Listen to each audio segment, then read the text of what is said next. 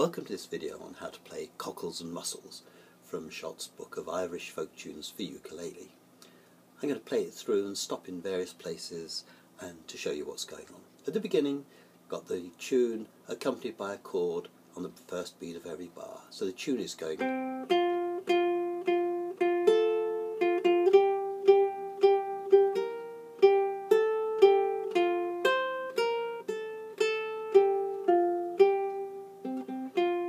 And so on. So let's just hear how that goes when you put a chord on it, the first beat.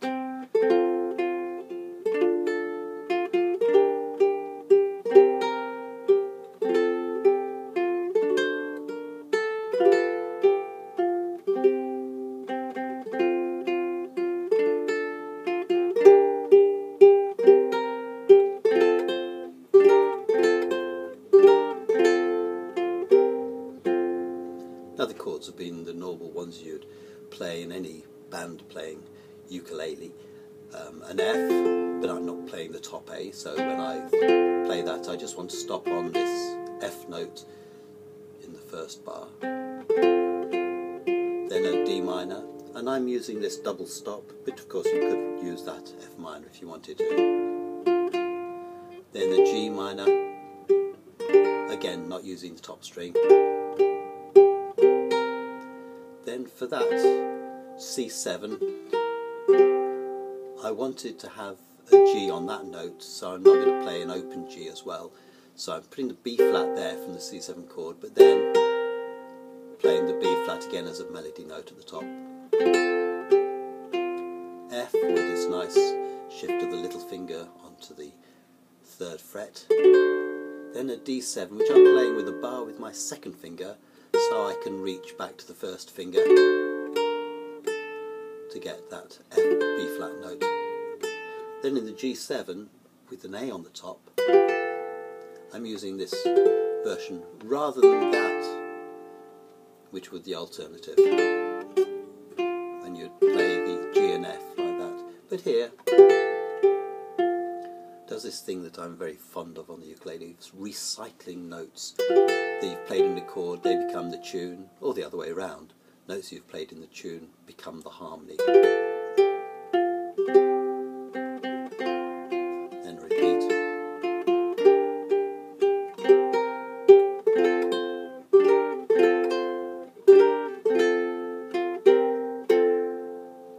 Notice sometimes the chord is spread out with what I call a P-roll, which is a lovely sound but quite difficult to get.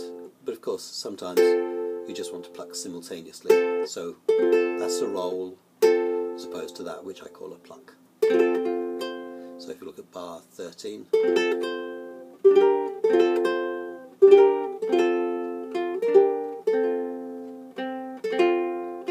now into the part which is the chorus, which starts at bar 17.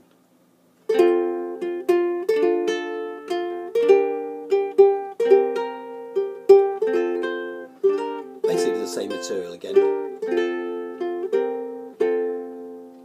Okay, so that's the straightforward fingerstyle version of it, just putting a chord in either on just on the first beat or like from bar 13 where you're playing it on the first and the 3rd beat.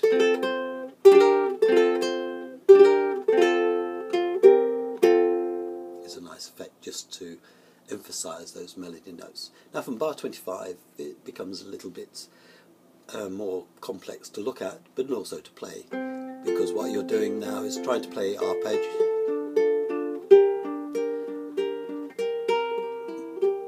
What happens with the left hand is exactly the same as happened before. So in the first bar where it's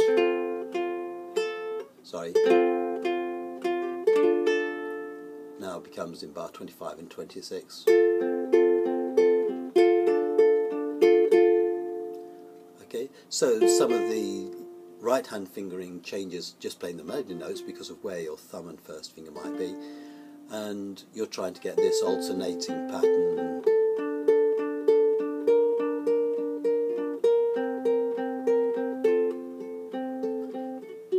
A good idea would be to actually play those notes in isolation.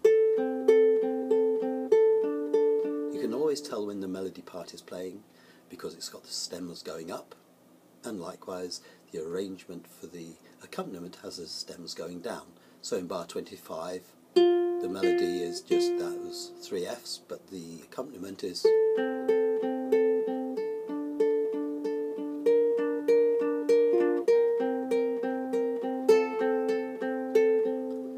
bar 30, which again I'm using the same fingering as I did in the original version. Now it becomes more, have to be a bit more circumspect about making sure notes are sounding when you're playing them out as individual notes in the arpeggio accompaniments. And then the G7.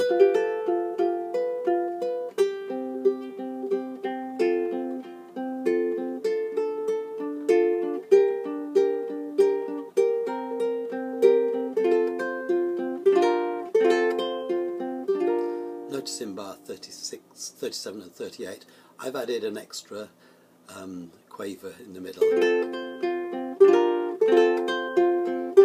just to give more of a flowing, which is what you're trying to do. You're basically trying to play as many quavers in the bars as possible.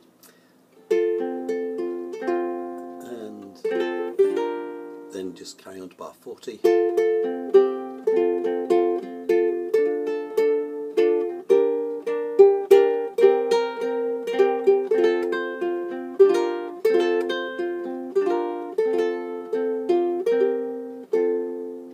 And for the ending you could add a higher F if you wanted to and go up to that 5-5-5-8. So I hope that will help you to play this. And now just to conclude, I'll do a complete version of it.